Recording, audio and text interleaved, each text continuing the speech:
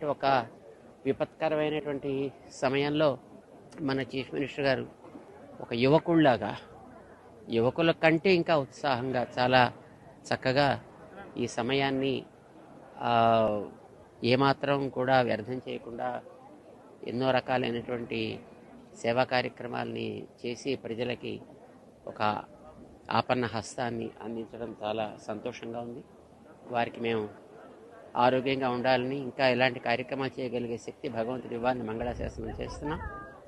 గతంలో విశాఖపట్నంలో హుడ్హుడ్ వచ్చినప్పుడు ఎంత శీఘ్ర గతిలో దాన్ని మళ్ళీ పునరుద్ధరణ చేశారు. ఈసారి ఈ విజయవాడ పరిసర ప్రాంతాలని కూడా అంత శీఘ్రగతిలోనూ పునః వాటి యొక్క స్థితికి తీసుకురాగలగడంతో పాటు ఈ 3-4 రోజుల్లో మన సీఎం గారు చేసేటటువంటి ఈ బాధిత పీడిత వ్యక్తుల యొక్క సౌకర్యాలు అయితేనేమి, జాగ్రత్తలు తీసుకునే విషయంలో అయితే వారు చూపించేటటువంటి చొరవ, అర్ధరాత్రులు కూడా వారు తిరిగేటటువంటి ఆ ఓపిక చాలా ఆశ్చర్యాన్ని కలిగిస్తుంది. భగవంతుడు వారికి ఆ శక్తిని మరింతగా ఇచ్చి చక్కగా వారి చేత ఈ కార్యక్రమం బాగా చేయాలి అని మేము ఆశిస్తాం.